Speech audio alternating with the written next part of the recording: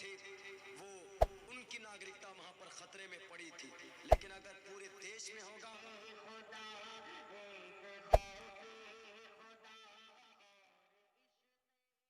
पूरी कायनात का जो रब है वो मेरा रब, तुम क्या रब हो सकते हो? नहीं। कहा तुम्हें मालूम नहीं मैं कैसे सजा दूंगा, किस तरीके से मैं तुम्हें सजा दे सकता हूं? कहा जो चाहो सो कर लो। मेरी मां और बहनों ऐसी ईमान वाली बनो। फिरौन ने एक बहुत बड़ा पतेला मंगवाया, डेग, और आग के अंदर उसको रखा और उसको ऊपर से तेल डाल दिया। जब तेल खौलने लगा तो जिस तरीके से मछली को फ्राई किया जाता, मछली, आप लोग खाने वाले मछली के बड़े शौकीन हैं, बहुत, और अच्छी बात है। मछली को जिस तरीके से तेल के अंदर फ्राई किया जाता है, उस बीवी खातून से फिरौन कहता है अगर तुमने उस रब का इनकार नहीं किया, मुझे रब नहीं माना, तो तुमको और तुम्हारे बच्चों को इसी के अंदर जला करके खत्म कर दूंगा। कहा बिल्कुल नहीं, पता ही नहीं, हरगिज़ नहीं, ये हो नहीं सकता है, हो नहीं सकता है, बिल्कुल नहीं, कभी नहीं हो सकता है। मैं तुझे रब मान लो तो मुझे जला डालो, मार डालो, खत्म कर दो, बोटी बोटी कर दो, मैं तुझे रब नहीं मान सकती। एक एक करके बच्चे को पकड़ा गया। फिरौन कहता तुम्हारी कोई ख्वाहिश है तो बोलो बीवी खातून। का कोई ख्वाहिश नहीं, मेरी आखिरी ख्वाहिश है कि सारी हड्डियों को जमा करके एक जगह दफन कर देना। सही बुखारी के अल्फाज है मेरे प्यारे साथियों। फिरौन ने एक बच्चे को पकड़ा और उस तपती हुई और खौलते हुए तेल के अंदर उसके बच्चे को डाल दिया। वो बीवी खातून, औरत मोमिना, ऐसी ईमान वाली हो कि जरूरत है आज के इस दौर में मेरे प्यारे साथियों, डाल दिया।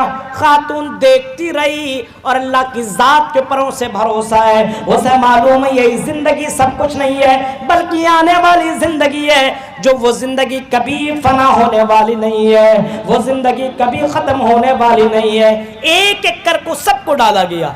छोटा बच्चा, जो सबसे छोटा बच्चा था, दूध पीता हुआ बच्चा, दूध। अब औरतों से पूछे, माँ और बहनों से पूछे, उस बच्ची से, उस बच्चे से माँ को कितनी मोहब्बत होती है, कितनी मोहब्बत। ठंडी के मौसम में आजमाइए, ठंड के मौसम में हम लोग ठंडी में सोना गवारा नहीं करेंगे, लेकिन मेरी माँ और बहनों और माँओं को जरा देखिए, अगर बच्चा पेशाब कर दे तो भींगे हुए बिस्तर में माँ सो जाते और गर्म बिस्तर में अपने बच्चों को सुलाती। ये मोहब्बत का नतीजा, मोहब्बत का नतीजा है। फिरौन का सिपाही आगे बड़ा, बच्चा दो, पीछे हटी नहीं, छोड़ दो, छोड़ दो। आवाज आई बच्चे की तरफ से, माँ क्या देख रही हो? इन्ना अहवना, फरमाया इन्ना अज़ाब दुनिया, ऐ मेरी माँ, दुनिया का अजाब आखिरत के मुकाबले में बहुत ही ज्यादा हल्का है, ये अजाब बर्दाश्त कर लो मेरी प्यारी माँ, कल कयामत के दिन तुझे जहन्नम की आग से अल्लाह ताला बचा लेगा। मेरे प्यारे साथियों गौर करो, मोमिन जो हुआ करते हैं, ये छोटा सा बच्चा, दूध पीने वाला बच्चे की जबान से जब ये अल्फाज निकले, वो बीवी खातून अपने बच्चे के साथ उस आग और उस तेल के अंदर कूद जाती है और अपने आप को शहीद करवा देती है। ऐसी मोमिना औरतें दुनिया के अंदर गुजरी है, जो अपने ईमान से सौदा नहीं करती, जो अपने ईमान से कंप्रोमाइज नहीं करती। इसी वजह से अल्लाह ने फरमाया वअदल्लाहुल्लज़ीना आमनू मिनकुम, अल्लाह का वादा है कि हम मोमिनों को इज्जत के मकाम के ऊपर बैठाएंगे, मोमिन बनो, इज्जत देंगे। आज हमारी औरतों को देखिए, हमारी माँ और बहनों को देखिए, और जरा उस हदीस को जरा देखिए जो मैंने खुतबा मसनूना के बाद आपके सामने पढ़ी है। सुनन अबू दाऊद की हदीस, इज़ा तबायातुम बिलईना व अखज़तुम अस्नाबल बकर व रसीतुम बिज़्ज़रइ व तरकुमुल जिहाद सल्लल्लाहु अलैकुम ज़ुल्लन ला यंज़उ हत्ता तुखरिजू इला दीनिकुम। इसी के अंदर पूरी बात बताई गई है। नबी अकरम सल्लल्लाहु अलैहि वसल्लम ने कभी फरमाया था, जब तुम्हारे अंदर हराम खोरी आ जाएगी, मुसलमानों जिल्लत के असबाब नोट करो, हम जलील क्यों? हमारे अंदर जिल्लत के असबाब कौन से ऐसी वजहें हैं जिसकी वजह से हम जलील हैं, जिसकी वजह से हम रुस्वा हैं। फरमाया ऐ मेरे सहाबा, ऐ मेरे साथियों, अल्लाह के नबी फरमाते हैं जब तुम्हारे अंदर हराम खोरी आ जाएगी, जब तुम हराम खोरी करने लगोगे, इज़ा तबायअतुम बिल-रीना, जब तुम सूदी कारोबार करने लगोगे। सूदी कारोबार, आज देखिए मुसलमान सूदी कारोबार में डूबा हुआ है। लोन का कारोबार देख रहे हैं कितनी तेजी के साथ लोग कर रहे हैं, जमा कर रहे हैं पैसा, 4-5 साल के बाद डबल, 10 लाख जमा कर दो, इतने साल के बाद तुम्हें 15 लाख और 20 लाख मिलने वाले हैं। जो आपको जायद मिलने वाले, क्या कुरान और क्या हदीस तुम्हें ये बताता कि क्या ये जायज है तुम्हारे लिए? ला ताकुलुर रिबा अज़ाफ़ मुज़ाफ़ा।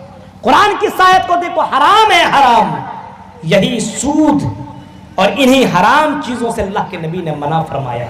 अगर तुम हराम खोरी करने लगोगे तो तुम्हारी दुआएं अल्लाह की कसम खाने काबा से भी रद्द कर दी जाएगी। फरमाया अल्लाह के नबी, कभी किसी मौके पे फरमाया था एक बंदा खाना काबा के अंदर जाता है, अल्लाह के दरबार में जाता है और कहता है या रब्बी या रब्बी या रब्बी या रब्बी, ऐ अल्लाह मेरी दुआ कबूल कर ले, ऐ अल्लाह मेरी बात सुन ले, ऐ अल्लाह हम जलील हैं, हम रुस्वा हैं, हमें इज्जत दे दे, हमारी दुआओं को सुन ले। आज मुसलमानों के लिए दुआ क्या खाना काबा से नहीं हो रही है? इमाम हरम की दुआ को सुनो, जामा मस्जिद दिल्ली के इमाम से सुनो, कलकत्ता के इमाम से सुनो, बंबई के इमाम से सुनो, हर इमाम अपनी अपनी मस्जिदों से दुआ किए जा रहे हैं। इस उम्मत के लिए, इस मुसलमान के लिए दुआ होती चली जा रही है, लेकिन सवाल पैदा ये होता है दुआ रिजेक्ट क्यों हो रही है? फरमाया जब तुम्हारे अंदर हराम खोरी आ जाएगी, जब तुम्हारे अंदर हराम खोरी आ जाएगी, अल्लाह के नबी फरमाते वो बंदा दुआ करेगा या रब्बी या रब्बी, फरमाया उसके दुआ को रिजेक्ट कर दिया जाएगा, उसके दुआ को अल्लाह एक्सेप्ट नहीं करेगा। सहाबा कराम कहते अल्लाह के नबी वजह बताइए। आपने फरमाया मतामुहु हराम व मलबसुहु हराम व गुज़िया बिल हराम, उसका खाना, उसका कपड़ा, उसकी परवरिश हराम चीजों से की गई होगी।